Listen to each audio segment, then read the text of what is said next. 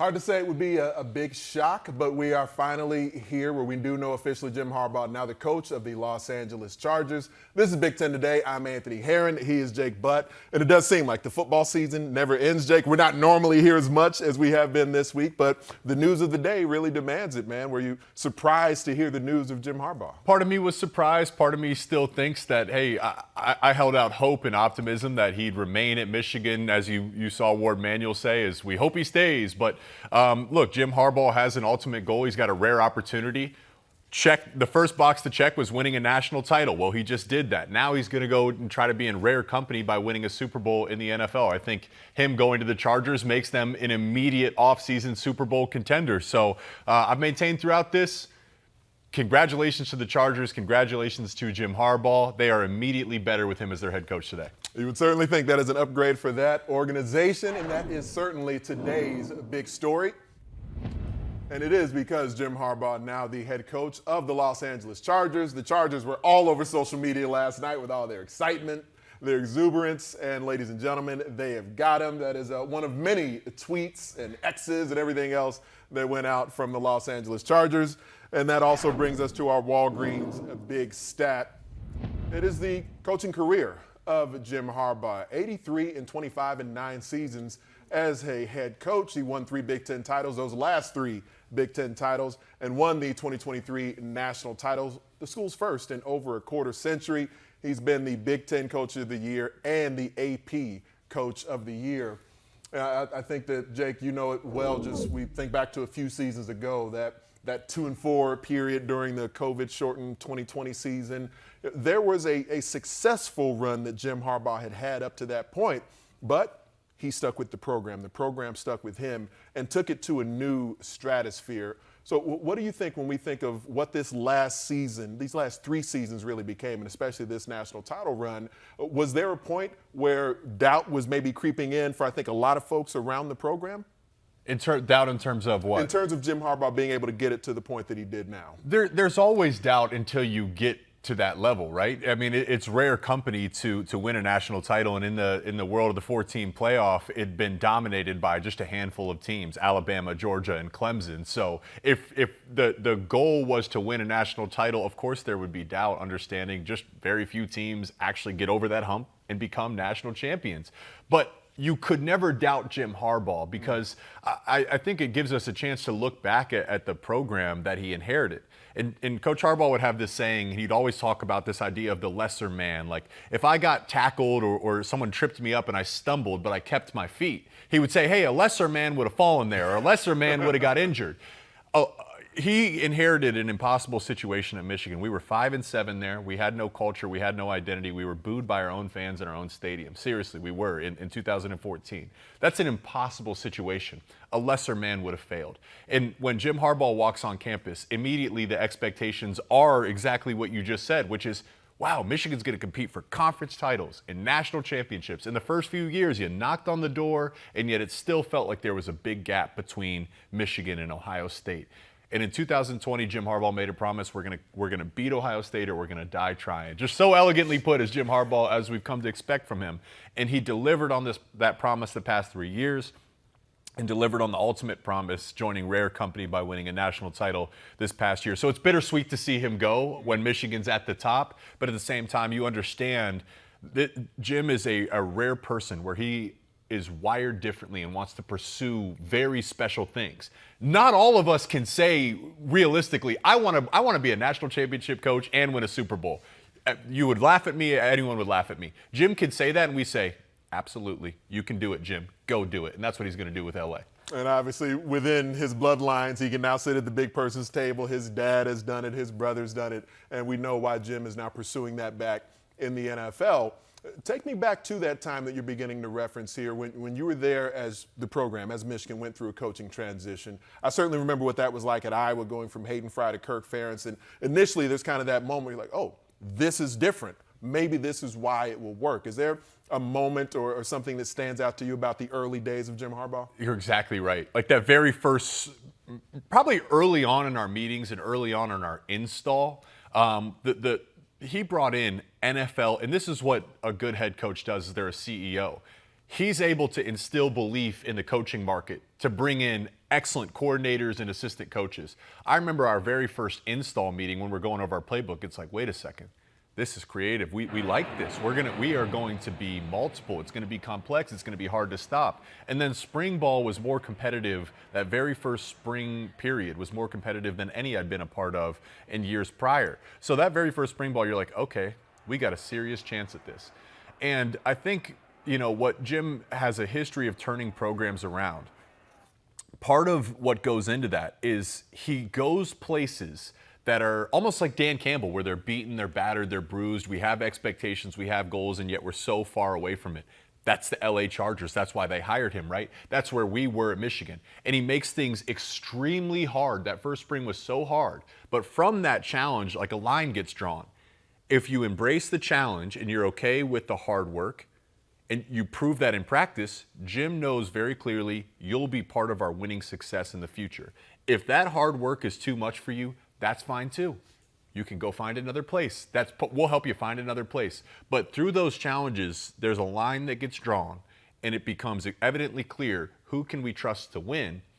Over time, you then build a culture that allows you to win at the heights we saw this past season for Michigan. And they achieved it at such a historic level for a program that's won more than anyone else. So to think that they were able to make history over the last 3 years for Michigan football is really saying something special about what Jim Harbaugh has accomplished.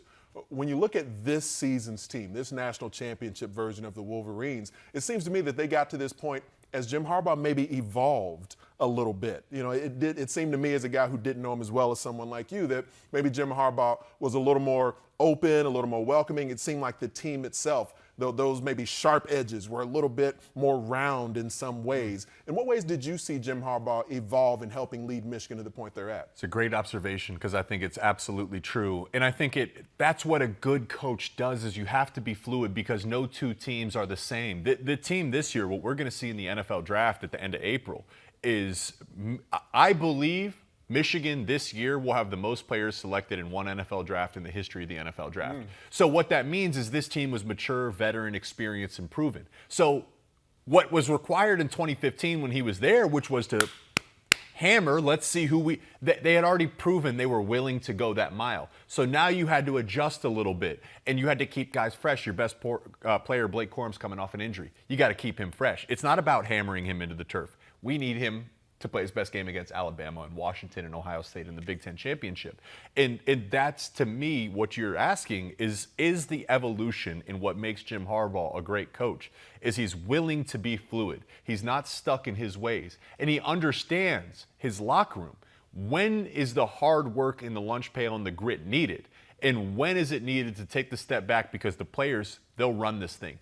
When the players are running a team, you can only mess it up as a head coach, right? You're there to just nudge them and guide them. Let the players run the team. That's the best teams I've been around. That's what Jim had this year in Ann Arbor. And the film itself, just the way they executed offensively, defensively, and in special teams in recent years, that's a coach's dream when you know your team is out there playing at a high level. But then when you think about the way that players like J.J. McCarthy and Blake Corum and Chris Jenkins, just how they've represented the program and the Big Ten Conference off the field and in the public, that's a part of Jim Harbaugh's legacy as well. What stands out to you about the people that have been nurtured under Jim Harbaugh at Michigan? Again, that is a head coach. Like a great head coach, you have to look. We talk about like the Belichick coaching tree or the Andy Reid coach. We talk about great coaches not just for their success, but great coaches are defined by who you bring up along with you, right? Like the best coaches, from their staff, everyone elevates and gets promoted.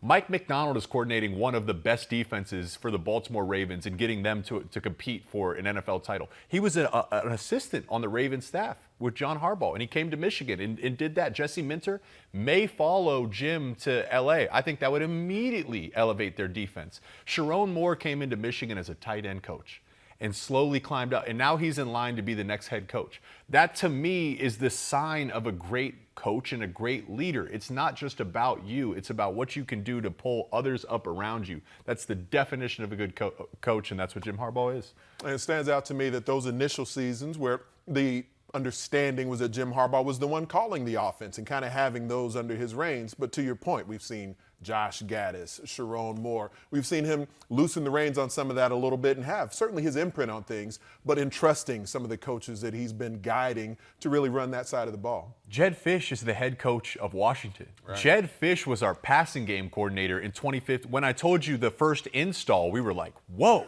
that's Jedd Fisch. Jedd Fisch, he was a mastermind of that offense, you know? It's not all Jim Harbaugh that got him here, but Jedd Fisch, think about his track.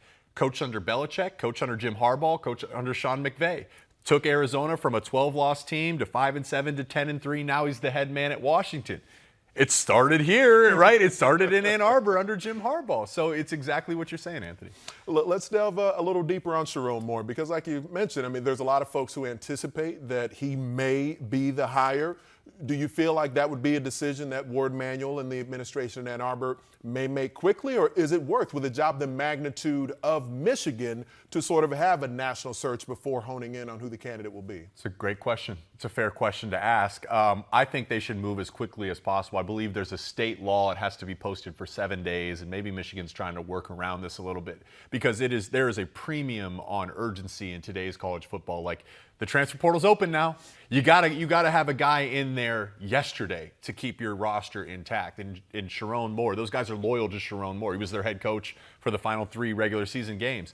And then, like, from an interview standpoint, what's more valuable? What I say to you when we're meeting across each other from a desk, or can we turn on the tape from Penn State? Can we turn on the tape from Ohio State? Can we listen to the way the players talk about him? Can we listen to the way Jim Harbaugh talked about him?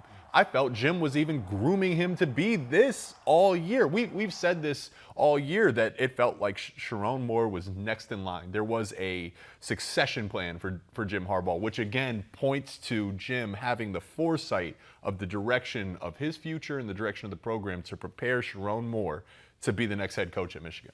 And it seems to me that there's some parallels for how this may end up playing out at Michigan to what we saw when Urban Meyer sort of groomed Ryan Day in this same regard. And Ryan Day, when Urban Meyer was suspended for a few games. We saw him as the acting head coach at one point, and then he took over in a full-time capacity the following season. What were your observations of Sharon Moore, especially, you know, not just that one game he got to do it early in the season, but those final 3 games when everything was so contentious around the season and the scrutiny on the program was at its highest. And Sharon Moore, not only the offensive line coach, the offensive coordinator and play caller, but then the acting head coach, and he was able to still guide that team to victory after victory in the toughest stretch of games they had. First off, I think if you can be an O-line coach, that is like a little microcosm of managing a roster, because good O-lines are unified. It is not about individual talent. In the O-line room is kind of cliquey in a sense. I don't like that word, but a good O-line, it's 15 guys that just operate as one. They're like a biker gang, you know? And they all point to Sharon Moore as the orchestrator of that. Back-to-back Joe Moore awards, maybe, you know, arguably in the running this year. Could have won it this year. So you can say, as the offensive coordinator, you're the mastermind of the offense and the offensive line. Those are little small indications of his success. And then you can look and say, okay, how about Penn State on the road? You're going to run it 30 straight times in the second half? That's a risk. If that doesn't work, that's on you. He's okay standing in the he's okay doing that because he believed it gave him the best chance to win. Going for it back-to-back multiple times on 4th down in the Big House against Ohio State, that's a risk. You know, what are you going to do in the biggest moment? Are you going to continue to be who you are? Are you going to be more of who you are? Or you're going to suddenly pivot because you're worried about what if I lose? Sharon told you exactly who he's going to be in the biggest moment. Foot on the gas, aggressive. That's who Jim Harbaugh is too. If you had no knowledge, if you just turned on the TV Saturday, November 25th at 12 p.m. and you had no knowledge who the head coach was, you would have thought it was Jim Harbaugh. That's a great indication for who Michigan may be getting as a head coach in Sharon Moore.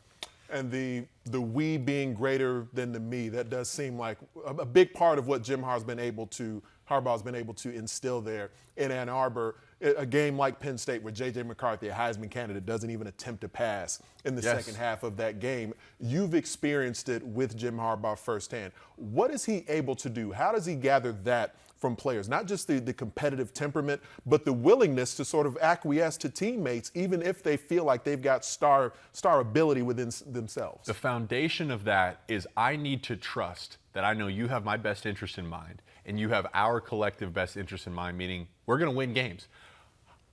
Coach, you're going to make it hard on us. You're going to ask me to sacrifice. That's cool, but we better win games. Like, we better see some results here, right? A lot of coaches ask that, but they don't necessarily have a plan in place to bring the results. That's how you lose a locker room, right? But Jim, all those guys, JJ, I forget my Heisman. He was leading the Heisman race at that point in time. I don't care about the Heisman. I want to win a national title. And Coach, you promised me, if I do my job within this system, we'll get to that promised land. We'll win a national title. So forget it. I don't need to throw the ball in the second half because we want to go win a national title. That's what Jim Harbaugh does, is he delivers on the results and the promise, which makes it easy to sacrifice for the greater good. And I understand where, because of the passions around Michigan athletics and especially for Wolverines football, there's folks on social media and wherever who do feel like maybe there could have been more that was done to keep Jim Harbaugh in house. In the end, we've seen for a couple of seasons now, Jim Harbaugh has had a passion, an inkling to go and try to win that Super Bowl at that level. So now he's the head coach of the Chargers. You played the NFL as well. What are the Chargers getting in their head coach? What is Justin Herbert now getting in his head coach and a guy who played and coached the position he plays at a really high level? LA has talked about, when they signed Justin Herbert, when they drafted him and then signed him to an extension, they said, we have our quarterback. That means our Super Bowl window is alive right now. And yet, fallen short for whatever reason. Maybe the defense didn't show up. Maybe Herbert got injured. I don't know. Maybe the receivers are injured. Whatever it might have been out there. The conversation was, we're going to compete for a Super Bowl, and yet it felt very far away from that. It never actually felt like they had it. The very first meeting that Jim Harbaugh will walk into the room in LA, they will know that they are competing for a Super Bowl. Like, that's the ultimate goal. And if you just trust Jim Harbaugh, you'll be in that conversation. That belief means literally everything, because football is such a hard sport. I mean, seriously, like, you're risking injury. You will fail. You're not just risking. You will fail. You will get embarrassed. All that. Why am I willing to do that? Because if I do that, I can compete for the ultimate goal in a rarefied world of being a Super Bowl champion. Jim Harbaugh can take me home. That's what Justin Herbert. That's what the Chargers are getting. I'm really excited for Justin Herbert. I called a bunch of his games when he was at Oregon, future Big Ten icon, right. Justin Herbert at this point. But this is the best head coach that he will have had at any point. So I'm very eager to watch how that's going to play out this time. We've been celebrating suits and sneakers throughout the week here in this mission for Coaches versus Cancer. Every day we've had a Big Ten men's basketball coach join us on the show. And today's coach is Chris Holtmann of The Ohio State University. And Coach, we really appreciate you being here with us. And you've been a really enthusiastic supporter of this suits and sneakers cause throughout your time in Columbus. What about this mission has really been so important to you? Well, Anthony, obviously, as we all know, we're all impacted by this. And, I had a mother-in-law who fought breast cancer. I've had grandparents and family members who've fought various forms of cancer. So, I think as coaches, you always want to follow the guys that you've respected along the way. And so many of the guys that came before me really led the way, Anthony, in terms of their effort and their work around Coaches versus Cancer and the fight against this disease. And our university does some incredible things with the James, incredible things in terms of both research and care for cancer patients. And I'm glad to kind of partner with all the coaches that have come before me, or current coaches, and great universities like Ohio State that are in this fight. I really appreciate you continuing to carry that message on, because like you said, it is such an important one. For your hoops off season, I did notice back kind of late in the summer where you had an opportunity, and it kind of comes to mind because we have the NFC and AFC championship games this weekend in the NFL. I saw you took your daughter to a Taylor Swift concert at one point over the summer. Now, she's still a teenager at this point. I don't know how passionate she is about football, but has she suddenly become a rabid Kansas City Chiefs fan? Well, I think I'm officially a Swiftie now, Anthony, and I'm not sure what that means. As you can see in the video there, I was a bit overwhelmed at the concert. I wasn't quite sure what to expect, but it was loud, and it was an incredible night. It was an incredible night. It was an incredible performance. I think that was towards the end of the summer. It was in SoFi. My daughter's 13. She loves Taylor Swift, and of course, like all the young Swifties out there, she's well aware of her relationship right now with Kelsey, and has, yeah, she's watched more Chiefs football than ever, even when they were winning Super Bowls. So, yeah, that's an amazing power that Taylor Swift has over so many people who just love her music and have really connected with her music. Yeah, we'll take all the additional fans that we can into the football world. There's certainly nothing wrong with that. And you had a different milestone that you hit a couple of games ago when you guys took down Penn State. You hit the 250 career win milestone, a really significant milestone for you. And you're in the top 5 all time in Ohio State wins in the time you've been in Columbus. What did that mean to you to be able to hit those types of milestones and the thresholds that you're now kind of on the precipice of in leading Ohio State basketball? Well, I wasn't even aware of it going into the game, that was a marker. Obviously, when you get your first win, that's a big moment. When you get to 100, that's a big moment. When you get to 200, that's a big moment. Your first win at a new place, like our first win at Ohio State, was a big moment over 6 years ago. And then 250, I think it just what it really does, Anthony, to be honest with you, is it makes you really grateful for all the players that you've coached who bought into how you want to do things, that have a belief in how you're doing things, and your staff who many, we know assistant coaches, they're like, they're almost invisible, and they're working behind the scenes tirelessly to make sure the program is run the way that you want it to be run, and they handle so many things. So it just makes you really grateful for all the coaches who've signed up to play in our program, and all the players and all the coaches who've put in incredible work. And you do think about the guys, all the guys that have come through here, the Kyle Youngs, the E.J. Liddells, the Dwayne Washington, C.J. Walker, the Wessons, so many that were here. Jay Sean Tate and Kada early in our tenure here that just helped us have success. Now, road wins are always difficult to come by in Big Ten play, but statistically, this season, home teams are having more success than we've seen in quite a while in this conference. What's your perspective on that? Is it because home teams are now performing even better and atmospheres are getting that much more difficult? Or is there something where the away teams need to kind of figure things out and step their games up that much more? Yeah, it's a good question, and obviously it's been a minute since we've won a game on the road.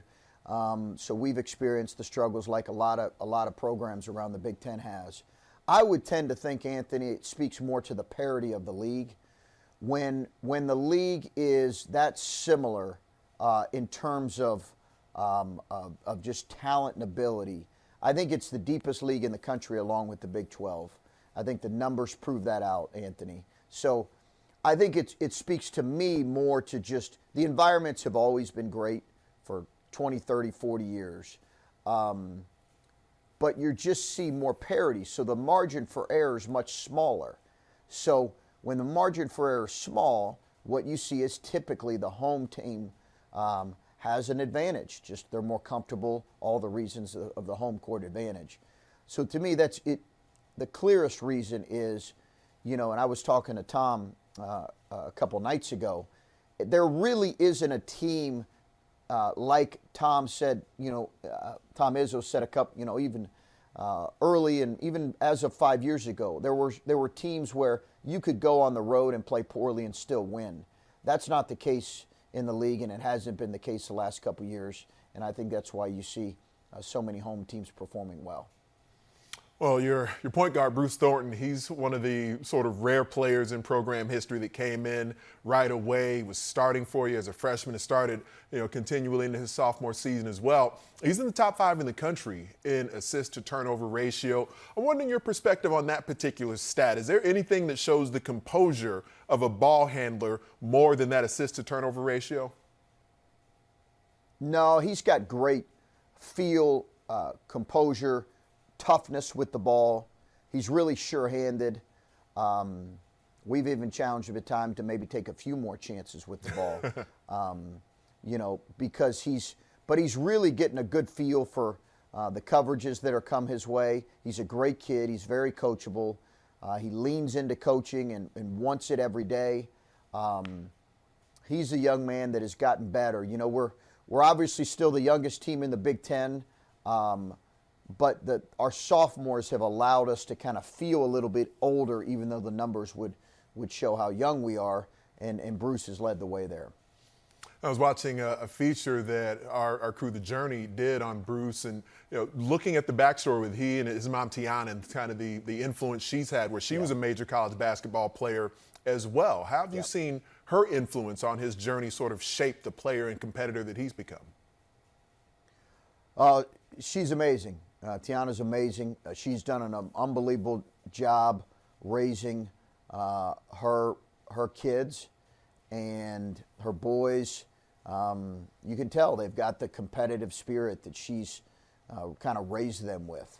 And it's a beautiful family, and she's just an incredible mom. I got so much respect for her, and so much respect for her because after coaching Bruce now for a couple years and recruiting him and knowing him for longer, you just have such admiration for the kind of young man she's raised. So I was really glad The Journey, they always do an incredible job on those features. I was really glad they did one on Bruce because he's certainly deserving.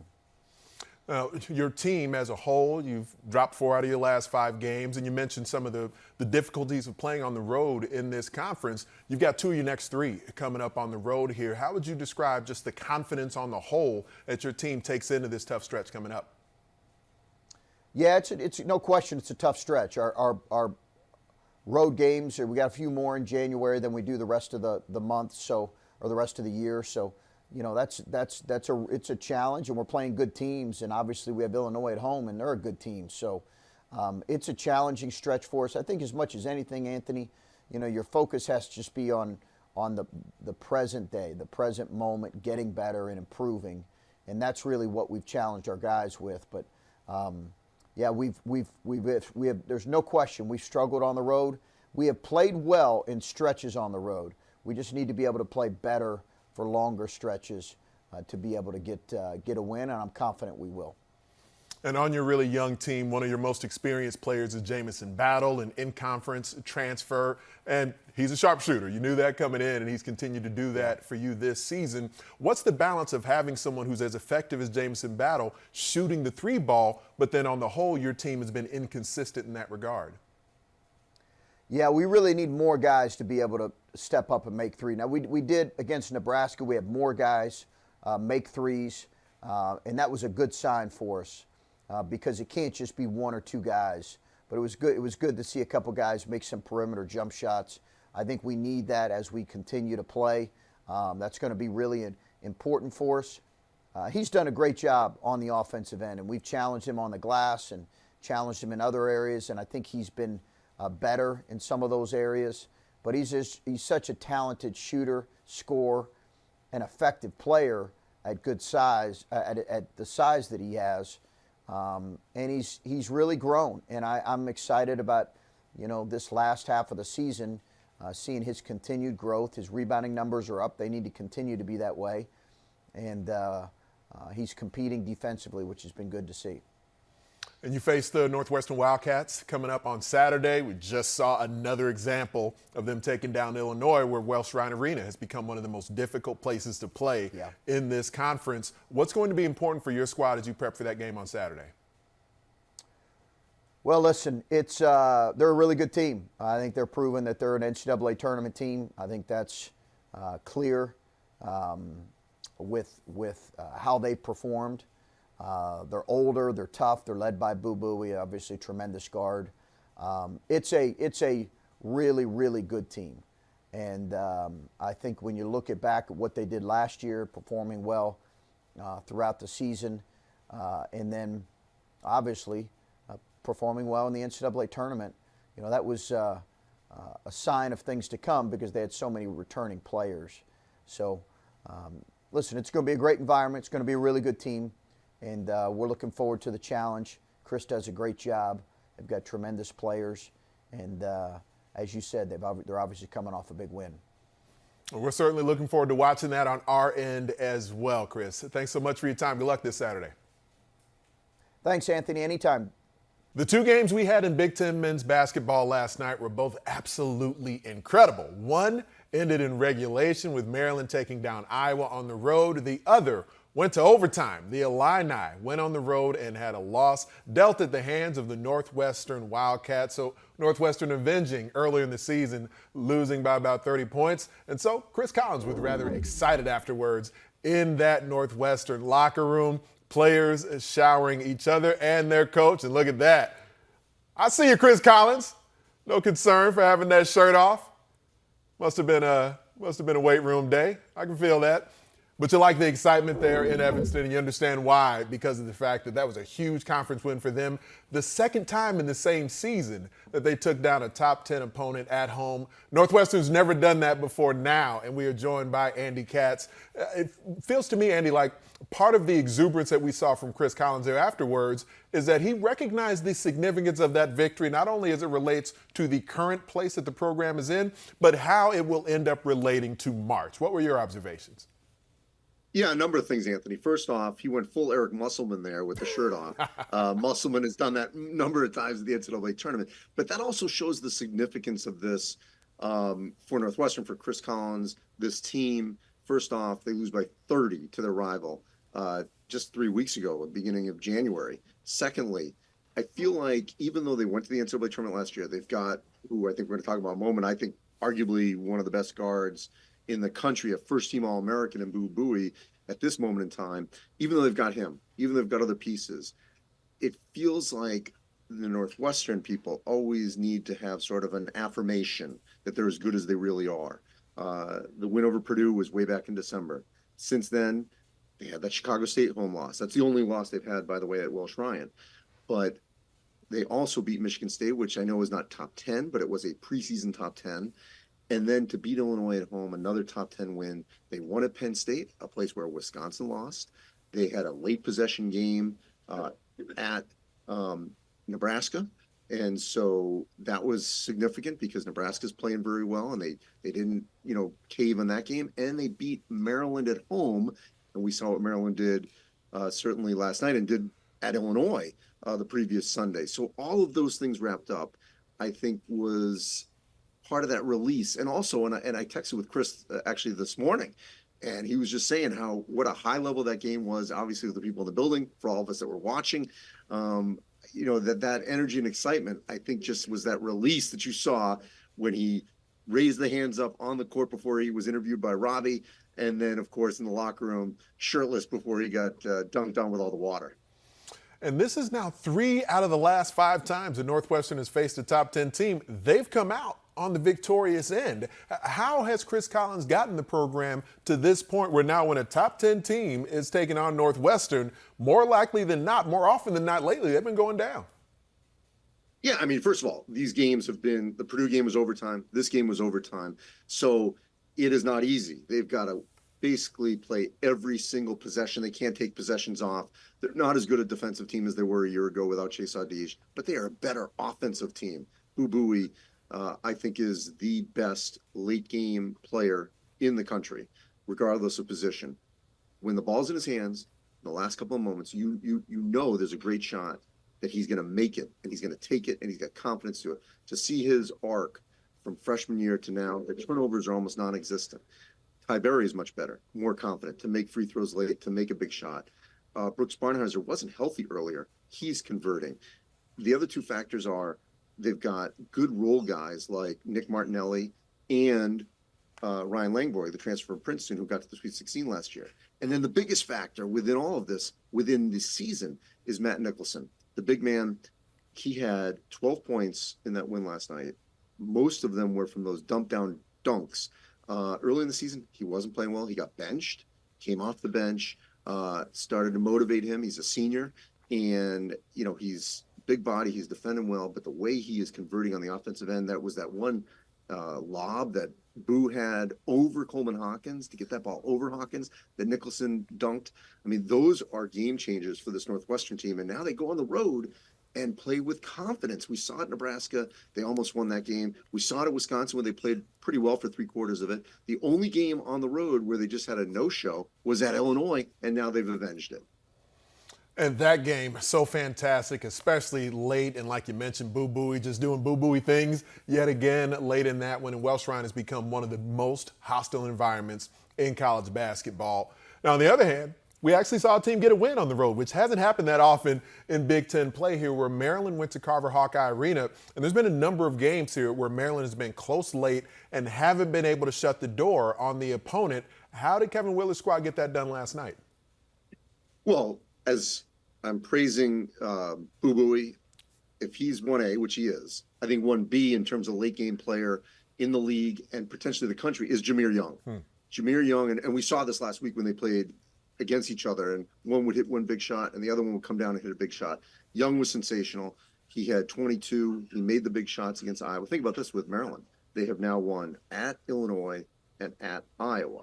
And they actually almost won at Northwestern. So they're playing better basketball. And in texting with Kevin Willard this morning, he was telling me, I said, where can you guys grow? Where can you get better? Because it's obvious when Young plays well, when Julian Reese, who had 17, plays well, when Dante Scott plays well, who had 14, they're a really good team. I mean, they're really good. That's what we expected. That's why they were picked third in the preseason. The growth is from the freshmen. And Deshaun Harris-Smith and Jamie Kaiser, they think that those two guys, as they grow, whether it's Deshaun Harris-Smith scoring, staying within himself, not turning the ball over, or Kaiser getting boards, which all happened last night in little ways, that's their room for growth. And of course, consistency from those big three, much more so from Reese and Scott, that's all going to be a difference maker for Maryland. And I looked at their schedule, and I think Maryland fans, if they win their home games, which they're more than capable of doing because they don't lose at home outside of Purdue this year, and last year was UCLA and then Michigan State. So they've only lost 3 home games in 2 years. So let's assume they can win at home. Okay, if they can do that, their road schedule, they've already got a couple of road wins. It's not as daunting on the road this final stretch. If they finish with 11 Big Ten wins, which is plausible, despite that poor non-conference schedule that they played, they are going to be in the mix for a potential NCAA tournament berth. And you mentioned Jameer Young, 8 points just over the last minute and a half of that game to close the show at Carver. But Maryland's defense really stands out to me as well, where it seemed like Iowa was in a great rhythm offensively in the first half of that game. I was talking to Trent Meacham about this a bit yesterday, where it was maybe the best offense in the Big Ten, and the Iowa Hawkeyes certainly one of them, against statistically the most impressive defense in the conference. And Maryland's defense in the second half in recent games has really stood out. What are they doing in half number 2 to make life really difficult on opponents? Well, a couple things. First of all, you're exactly right, because Iowa was putting up, 80, 90, 100 points. And that's who they are. That's what they do. And this was a great example. Maryland kept this a low-scoring game, which was to their favor. I mean, their on-the-ball defense against Tony Perkins, really getting in Sanford's grill, all that was effective. The fact that they were physical inside, especially Reese, whether it was against Freeman or Cricky, any of those guys from Iowa, they played the possessions. They made Iowa earn it every shot. And by doing that, they put themselves in position to win on the road, which they've been able to do, even though they didn't win the game at Northwestern. They were right there, obviously, to win that game. So they're on a they're on a really good streak right now away from the Xfinity Center. It's a really good stretch here for the Terps, and they went into last night's game where they had the most one-possession losses in the country, and so now them closing one of those out means a lot for their program. Here are some of the young stars in the Big Ten Conference in men's basketball, the freshmen who are near, and in some cases at the top of the conference in certain statistical categories. This one specific to their scoring, and Owen Freeman, the top in scoring average, and he tends to win Big Ten Freshman of the Week on a pretty regular basis. But Mackenzie Mbako has been really impressive, as have everyone else on this screen: Cam Christie, John Blackwell, and Deshaun Harris-Smith. Andy Katz put a list together of some of the freshmen who've impressed him most around the Big Ten Conference. Andy, who are some of the guys in the Big Ten who stood out to you most? Yeah, so when you look at that 5, okay, to me, these are the most impactful freshmen. Are they the most talented? Maybe some of them are. I mean, I don't have Cohen Carr on this list from Michigan State. He's a highlight reel, but he has not had the same kind of impact so far with Michigan State.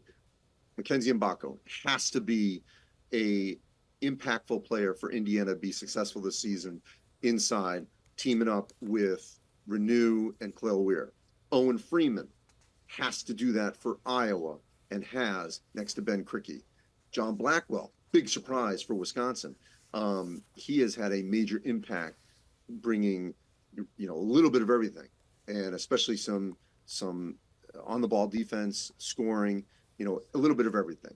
Cam Christie, his role increased even more after Elijah Hawkins got hurt, and so his importance has been even more so for Minnesota. And then Scotty Middleton from Ohio State, because the Buckeyes have needed another guard to produce behind Thornton. Roddy Gale is struggling, when Jamison Battle maybe not hitting their shots. So these are the 5 players to me that are going to have the most impact down the stretch run here in the Big Ten in the last 6 weeks of the league. In terms of who's going to win Freshman of the Year, I think it's going to be pretty close. Probably, it's going to be between Freeman, Blackwell, and Mbako.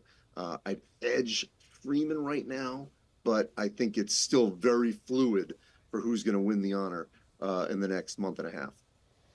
That's great stuff right there, Andy, with Andy Katz. And because we're really into the thick of conference play at this point, you've gotten a sense for these teams. We know Purdue is obviously the front runner, but there's a lot of teams in Big Ten play hoping to nip at the heels of the Boilermakers. So these glue guys that you list are going to have to play a big role in how that plays out. Yeah, and look, they all come from teams that are at the top part of the league. Max Klesmit from Wisconsin leads my list because he has been so significant for the Badgers.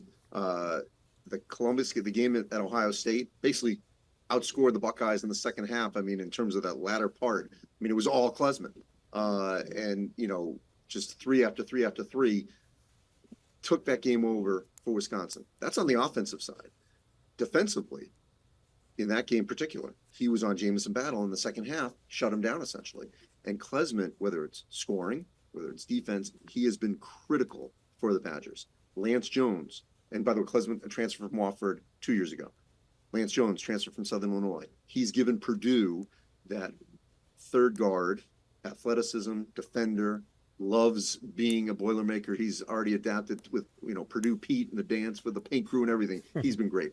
Justin Harmon from Illinois, we saw in the game against Northwestern. He's taking critical shots. And when Terrence Shannon was suspended, Harmon stepped up. Utah Valley transfer from Chicago. He is fitting great with Illinois. He's going to be a major factor down the stretch. Does a little bit of everything. Sam Hoiberg, Fred Hoiberg's son from Nebraska. If Keisei Tominaga's not hitting a big shot, it's Hoiberg. Big threes in their last win at Nebraska late in the game. And his timing is impeccable in terms of how and when he takes those threes. And then Nick Martinelli from Northwestern. He will go droughts where he won't make a shot, and then suddenly he'll make a big shot. He's got a nice little, just a little hook shot in the post that he can convert, and he's done a little bit of everything as a sort of a big guard wing to complement the Wildcats. I think all 5 of these guys are going to be impactful and have a factor in where these teams finish at the end of the Big Ten regular season. I could not agree more, Andy, especially when you mention guys like Lance Jones and Max Klesmit. Just kind of coming out of nowhere, being really impactful guys on offense. Great stuff, man. Really appreciate you taking the time to do that for us today. Cannot wait to see you here and everything you do covering the entire country. And see you there tomorrow. Yeah, appreciate it, Andy. We'll see you then, man. And thanks to all of you for tuning in here to Big Ten Today. For everyone who actually joined us on the show today, that was Jake Butt, Chris Holtmann, and Andy Katz himself. Thank you for doing that. We will have more news later this evening. Make sure you check out The Big Show for more reaction to Jim Harbaugh taking over as head coach of the Los Angeles Chargers. Any breaking news about the decision for Michigan with his next football coach, you'll see it here first.